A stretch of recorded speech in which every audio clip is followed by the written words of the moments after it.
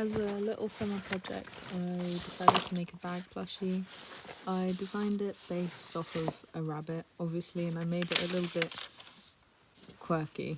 So it's got long limbs, just 2 eyes, no facial features, sort of inspired by Sanrio characters and Hello Kitty, stuff like that. I wanted it to look pretty uncanny and a little bit chaotic. That's why I made all the limbs so long, and it's also why I made it so big. I think if I end up making another one for a bag as a keychain, it will probably be smaller. All the fabric that I used were scraps, and yeah. I did a spider diagram to sort of figure out what I wanted it to look like, whether I wanted it to have features or not, and then I went into the sort of animal territory. That's what I wanted it to look like. And it's sort of a hybrid of a rabbit.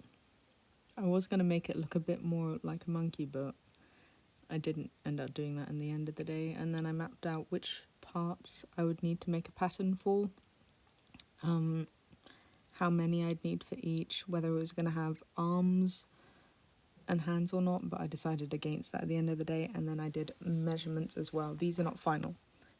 All of the measurements are in the captions on the video. You can always adjust the size and shape of the pattern based on what you're doing. Then you have to cut all the pieces out, obviously. 8 for the legs and arms, 2 for the head and body, 4 for the ear, and 2 for the in-ear decoration. I first cut out the earpieces and the in-ear pieces, and then I sewed them onto the earpieces. If you have any other decorative elements, you have to add them before you sew everything together. That's what I'd recommend.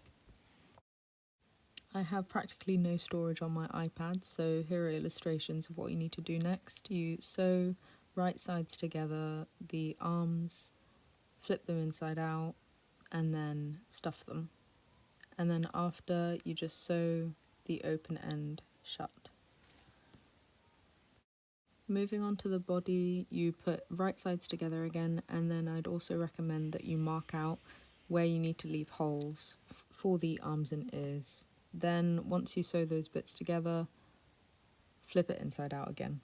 To add in the ears and arms, you just put them into the hole, and then you flip it, you pin it, then you flip it inside out, and then you sew it. So the sewing is all on the inside, and when you flip it back out, you don't see any of the stitch marks. Once you do this with every single limb, you just stuff the rest of the body, and then I sewed mine, hand sewed mine, quite poorly, obviously, and then you are completely done. Overall, I think I'm pretty satisfied with how it turned out.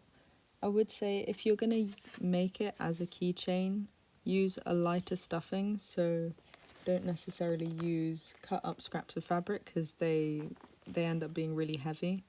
On the bag, I think it works quite nicely. I don't generally tend to carry around very big bags, so yeah. Happy making!